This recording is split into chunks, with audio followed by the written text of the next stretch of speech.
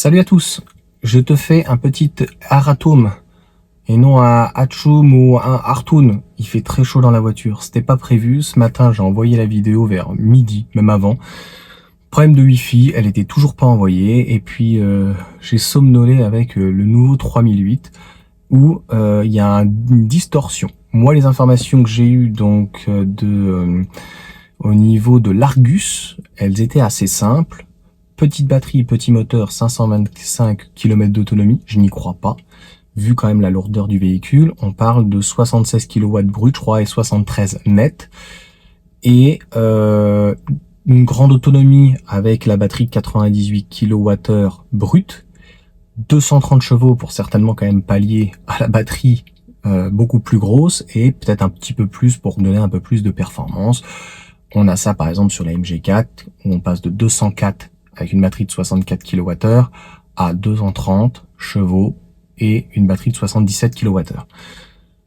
Là où le bas blesse, c'est que tu vas voir dans tout mon narratif, les dernières informations qu'on aurait et qui sont, de toute façon il y a quelque chose qui est faux, c'est que finalement ça serait pas la grosse batterie avec le double moteur à l'avant, moteur à l'arrière, ce qui est pourtant tout à fait cohérent très souvent, c'est ce que Tesla notamment fait, mais par exemple MG, sur la MG4, on gardait la petite batterie de 64 kWh et on greffait donc un moteur à l'avant, 435 chevaux de mémoire, le tout cumulé, et on a par rapport à cette batterie au départ avec une propulsion de 204 chevaux, on a pratiquement 100 km de perdu d'autonomie.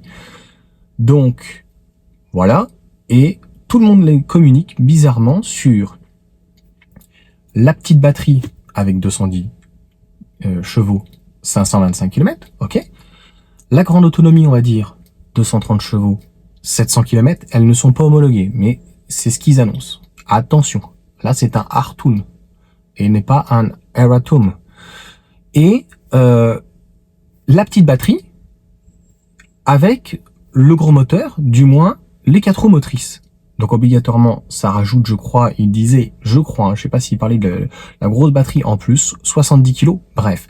De toute façon, ça te rajoute du poids, et obligatoirement, même si c'est pas de l'intégrale, même si c'est pas, même si ça va être une traction et que le moteur arrière n'est pas tout le temps activé, n'est pas, voilà, un vrai intégral comme un 4x4, clairement, il va y avoir une baisse. Et ben les deux, la petite batterie avec le 210 chevaux et le 320 chevaux en 4 roues motrices sont donnés tous les deux à 525 km d'autonomie. Donc il y a un bug de toute manière. Moi j'y crois pas trop. Pourquoi? Tu fais un véhicule très puissant, 320 chevaux, et t'aurais une autonomie, donc non pas de 525, hein, t'aurais une autonomie 450, 430, non, ça aurait été cohérent que ça soit 525 avec la grosse batterie ou 550. Tu vois ce que je veux dire? On sait que par exemple chez Tesla, c'est à peu près environ 4 kWh de plus. Et on sait que chez MG, eh ben pour le coup, c'est pratiquement 100 km de moins. Donc il y a un nœud. Voilà. Donc je te laisse à la vidéo. Et puis on va essayer de déceler tout ça, au même titre que l'Argus a été très clair et elle démarrerait donc avec un pack Allure. Donc je dirais que s'ils avaient voulu faire quelque chose de sérieux, un petit peu comme le Scénic, c'était la batterie de la 308, la i308, comme la Mégane, donc 54 kWh, brut, hein, je crois qu'elle fait, puisqu'elle fait que 51 kWh, c'est un petit peu léger peut-être pour un 3008, mais c'était la logique. Et puis de démarrer avec 156 chevaux, avec le moteur de la 308, éventuellement même moins, puisque la Mégane finalement démarre un entre-deux, normalement on parle de 170 chevaux. Donc, on n'est pas au bout de nos surprises. Là, c'est certain, mais je te laisse à la vidéo, je te la spoil pas, et puis pratiquement une bonne partie est mise dans le titre. Je pense que c'est assez clair, et si vraiment logiquement on a la grosse batterie avec 320 chevaux en GT, eh ben, je pense qu'on va toujours se rapprocher des 70 000 euros. Donc, DS le fait déjà. Je tiens juste à vous le rappeler. J'ai voulu parler d'être concis sur Renault, Peugeot 3008 et Scénic, mais une DS7 full option, c'est 70 000 € sans remise. Je crois qu'à 1 000 € près, je ne dis pas de bêtises. Allez, je vous laisse sur la vidéo, c'est parti.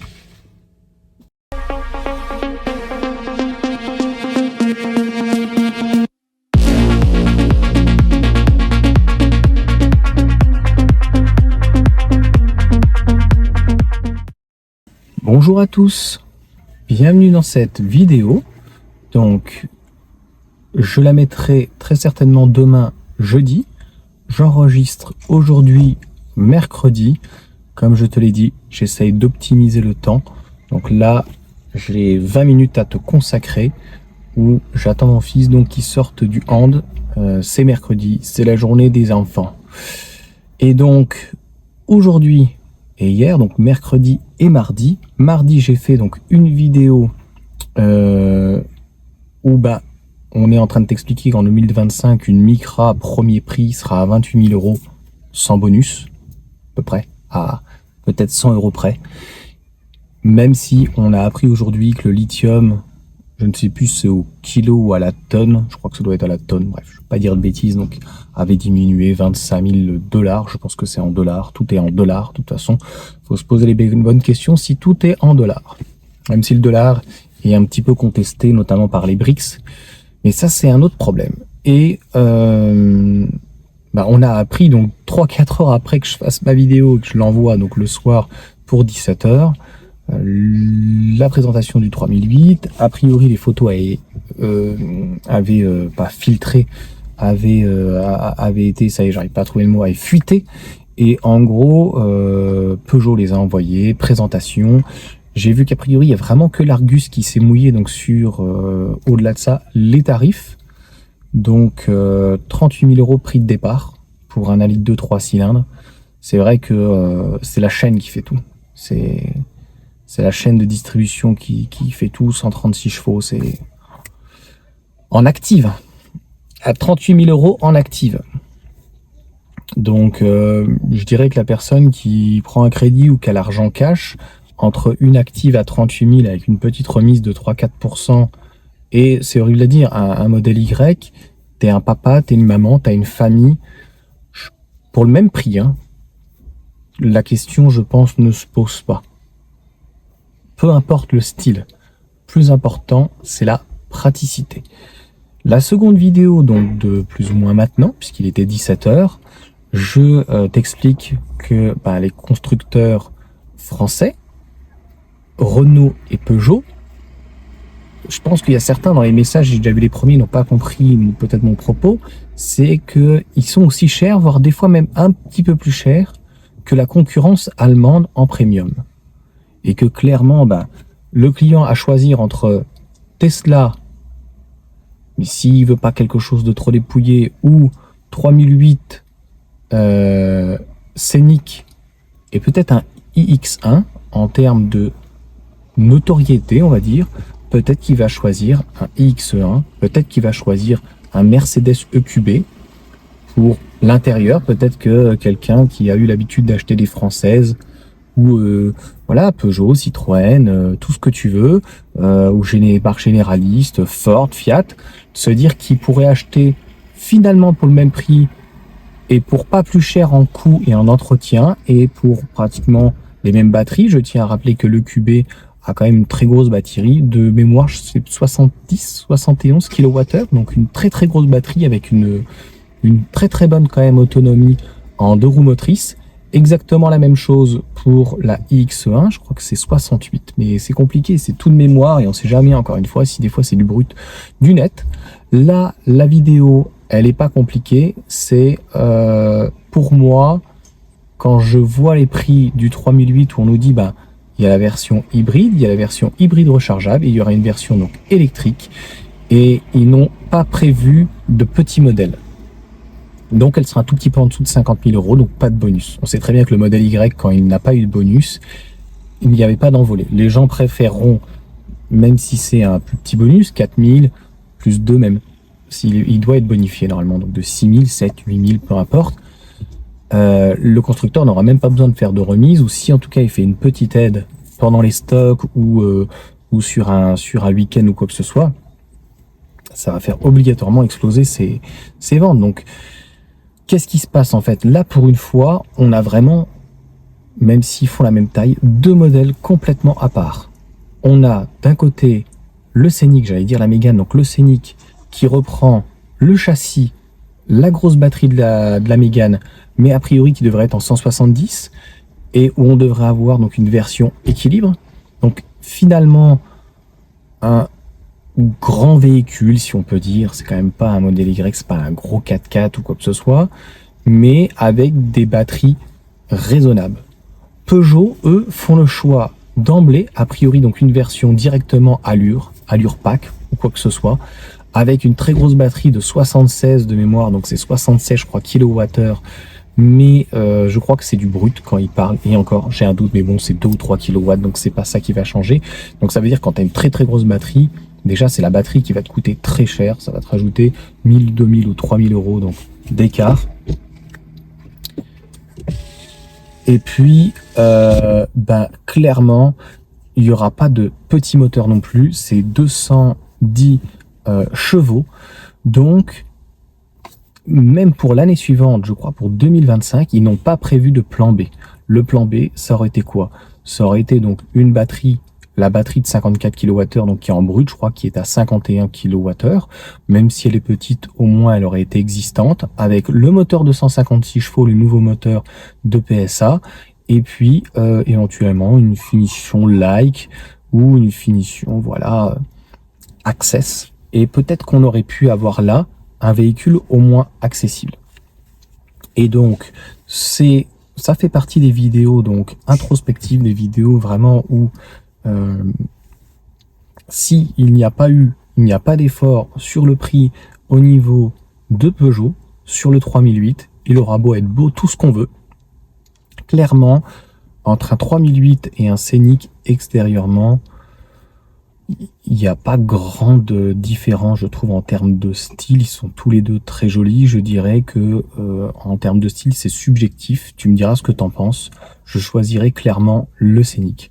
En intérieur, je le connais très bien. C'est celui de la Mégane. Là, c'est complètement par contre différent. On a vraiment une instrumentation qui tombe tout dans la main. Les petits boutons, tout est vraiment très bien dans ce véhicule. Dans le 3008, on est dans quelque chose qui va encore plus loin, qui est encore plus moderne quand même, avec tous les tactiles. Peut-être plus feutré, plus typé sport, même peut-être dans les sièges. On va dire que l'intérieur de la Scénic du Renault est plus classe, et le 3 minutes n'a pas à envier. Il est peut-être un peu plus typé sportif, avec de l'Alcantara, on voit les sièges sont très baquets. Donc ça, c'est une affaire de goût. J'aurais pas d'idée. Par contre, il est certain que si le Scénic fait baisser donc le prix de la Mégane d'entrée, de gamme et même techno et iconique, et qu'elle se situe entre 40 et 44 000, c'est un petit peu ce qu'on est en train de nous dire. 40 000, j'ai du mal à y croire, mais bon. S'il y a ajustement, il y aura ajustement. Mais même s'il est à 44 et qu'il y a donc, même si tu as le droit au gros bonus de moins 6, donc tu la touches, mettons, t'imagines que si elle a 40 000 et que tu as un bonus, mettons même aujourd'hui de moins 7, ça te la fait à 33 000.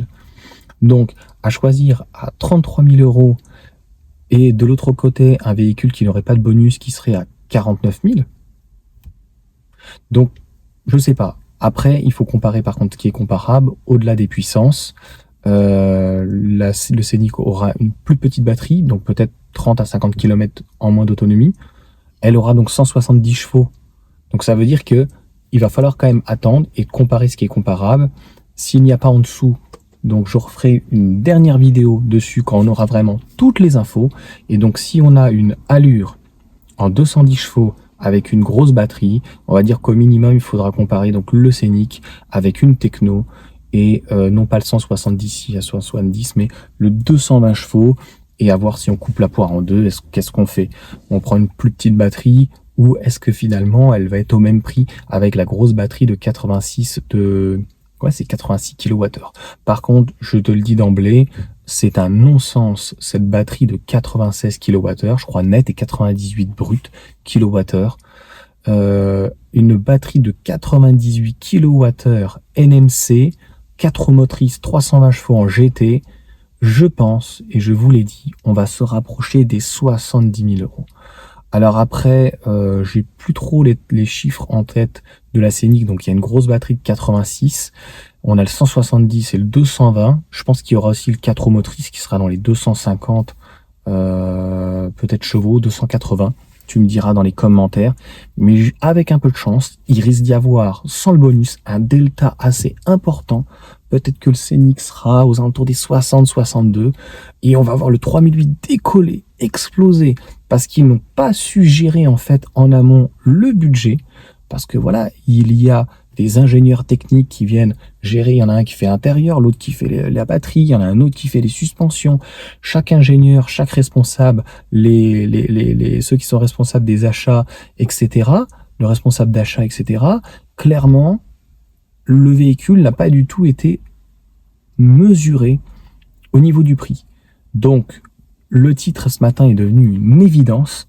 C'est clairement, au vu des éléments qu'on a, elle aura beau être la plus belle du monde. Déjà, il y a la concurrence de Tesla. On n'en parle pas dans cette vidéo. Il y a la concurrence en plus des Allemandes qui arrivent. iX1, il y a aussi Volkswagen, tout le groupe Volkswagen, etc. Mais pour moi, vu les éléments qu'on a, le match pour 2024, les immatriculations, il est déjà perdu pour Peugeot. À un moment donné, on va arriver premier ou deuxième trimestre, fin de premier trimestre, ils vont sonner la sonnette d'alarme, soit ils vont devoir réajuster drastiquement leur prix et peut-être même perdre de l'argent, ou en tout cas réduire fortement leur marge. Ça va pas trop plaire au groupe Stellantis, et je ne sais pas si maintenant ils sont où, ils sont pas plus au CAC 40, je pense que comme c'est américain, italo-américain, je sais pas où ils sont situés au niveau de la bourse, mais je pense que ça va pas du tout plaire à cette situation. Où est-ce qu'ils vont sortir un véhicule peut-être qui aurait été moins d'autonomie, moins efficient, mais à un moment donné, clairement, Renault a vu clairement d'une manière raisonnable. En termes de motorisation, en termes de batterie, c'est raisonnable. Et il va falloir qu'ils fassent un petit peu plus d'efforts clairement sur le CX. Et pour cette taille de véhicule, vu qu'il n'y a pas de taxe sur le poids, j'ai envie de te dire que pourquoi ils se sont pas fait plaisir avec une batterie LFP, avec CATL. Je ne comprends pas. Ça fait 2-3 ans, ils se font laminer et ils continuent à se faire laminer. Il y a Tesla qui fait maintenant des véhicules en Allemagne.